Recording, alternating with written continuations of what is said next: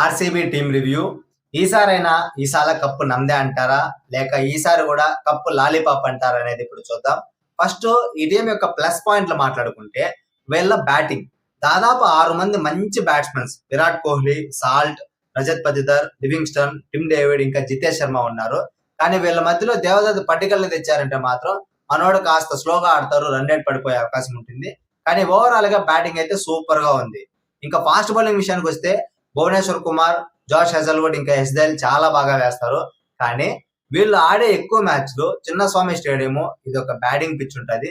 దీనివల్ల ఎంత బాగా వేసినా కూడా రన్స్ అనేవి కాస్త లీక్ అవుతూ ఉంటాయి. డిసప్పాయింట్ అవ్వకూడదు.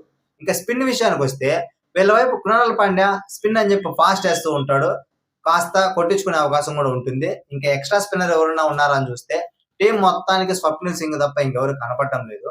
కాబట్టి ఏ టీం వచ్చినా కూడా వీళ్ళ స్పిన్ లో 8 ఓవర్లకి కనీసం 70 రన్లు అయితే బాధిపోతారు.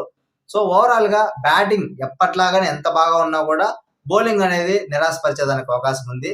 10కి 7.5 పాయింట్ల కంటే ఎక్కువ ఎక్స్పెక్ట్ చేయలేం. ప్లే ఆఫ్స్ కి వెళ్ళడం చాలా కష్టం. ఇలాంటి మరిన్ని వీడియోలు మిగతా టీంల రివ్యూలు కూడా త్వరలో అప్లోడ్ చేస్తాను. వీడియోని లైక్ చేసి సబ్స్క్రైబ్ చేయండి. Thank you for watching.